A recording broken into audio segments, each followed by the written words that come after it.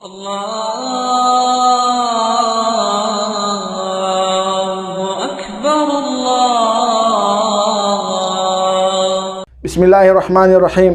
एक सवाल बार बार दोहराया जा रहा है और लोग इस मसले को उछाल भी रहे हैं कि अब भी अफ़गानिस्तान में कुछ लोग ऐसे हैं जो तालिबान की हुकूमत को तस्लीम नहीं कर रहे हैं और एहतजाज के लिए निकल आए हैं और उन्होंने प्रोटेस्ट शुरू किया है इस हुकूमत के ख़िलाफ़।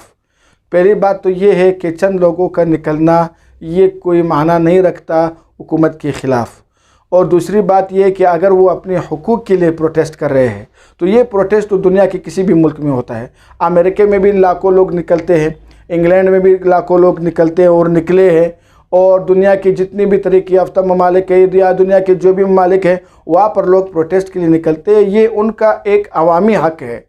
ज़ाहिर बात है जब एक काम नहीं होता तो वो फिर करवाना पड़ता है, प्रोटेस्ट करने करे। आप अपना एहतजाज नोट करवाते हुकूमत के सामने कि हमारे साथ ये नाइंसाफ़ी हो रही है, लेकिन अगर ये बजाय अपने मुतालबात तस्लीम करने के आप हुकूमतों को तस्लीम नहीं करते, फिर इसको प्रोटेस्ट का नाम ना दे, ये है फिर बगावत। फिर दुनिया का कानून यही है कि जो बगावत बागी लोग हैं उनको गिरफ़्तार किया जाता है, उनके लिए सज़ाएँ मुकर्रर है। हर मुल्क के लिहाज अपने लिहाज से वो सज़ा देते हैं। हर मुल्क में कानून मौजूद है कि अगर कोई बगावत कर ले तो इसके लिए क्या सज़ा है, तो फिर वो सज़ा के लिए तैयार रहे। फिर बजाय उस बागी लोगों की सपोर्ट करने के आपको तो हुकूमत की सपोर्ट करना चाहिए, क्योंकि बगावत कहीं भी अच्छी नहीं समझी जाती। एक बात यह है कि जब एक हुकूमत कायम नहीं होती उससे पहले आप इसके ख़िलाफ़ आ सकते हो और इसकी लड़ सकते हो, लेकिन जब ऊपर से हुकूमत हवाले हो गई है, अशरफ गनी जो पहले इसका सदर था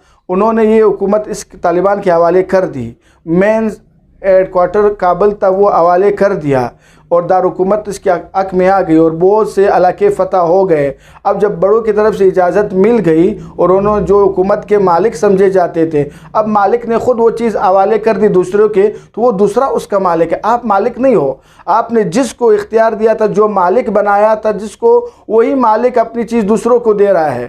तो आपका हक़ तो वो पहले आपका अपना सदर का चुका, अशरफ गनी का चुका ना, आपने अपना हक़ उसको दे दिया, अब वो उसने फिर तालिबान को दे दिया। अब आप प्रोटेस्ट कर सकते हो अशरफ गनी के ख़िलाफ़, आप अफ़गान हुकूमत के ख़िलाफ़ प्रोटेस्ट कर सकते हो कि आपने हुकूमत की उनके हवाले कर दी। अब ये जो मौजूदा हुकूमत है इसके ख़िलाफ़ प्रोटेस्ट नहीं कर सकते, ये फिर प्रोटेस्ट नहीं होगी, ज़ाहिर बात ये फिर बगावत होगी। अब यहाँ पर एक और मसला पैदा हुआ है कि लोग कहते हैं कि जब एक बार माफ़ किया दोबारा पकड़ने की क्या ज़रूरत है।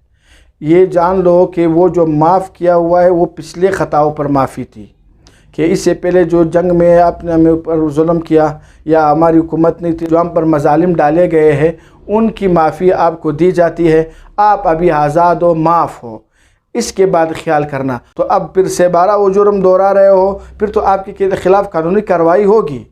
लेकिन अगर तालिबान की तरफ से कोई ऐसा तशद्दुद होता है या बेगुनाह लोगों पर जुल्म होता है तो वो ख़ुद वो जो करने वाले होते हैं वो मुजरिम होंगे, उसके ख़िलाफ़ भी कानूनी कार्रवाई होगी। लेकिन इसको बुनियाद बनाकर हुकूमत के ख़िलाफ़ प्रोपेगेंडा करना जायज़ नहीं है। हासिल कलाम ये है कि जहाँ तक एहतजाज और प्रोटेस्ट है वो तो अवामी हक़ है, आप कर सकते हैं अपने हुकूक के लिए। और लेकिन एक बार जब हुकूमत ने आपको माफ़ी दे दी फिर उसी हुकूमत के ख़िलाफ़ आप आ रहे हो तो ये तो बगावत की ज़िम्रे में आता है। हुज़ूर सल्लल्लाहु अलैहि वसल्लम ने फ़तह मक्के में सबको माफ़ किया, यही अमल तालिबान ने दोहराया, सबको माफ़ किया। अब इसका मतलब ये नहीं है कि फ़तह मक्का में जिनको माफ़ किया गया इसका ये मतलब है कि उसके बाद जितना जराइम कर दे वो करते रहे। उसके बाद जिन्होंने जराइम किए उनको सज़ा मिली इस्लाम में।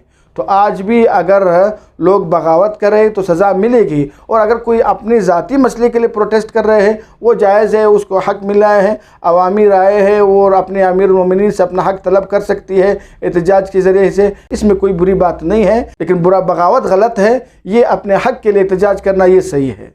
अल-क़ारिअतु मल-क़ारिअह वमा अदराका मल-क़ारिअह।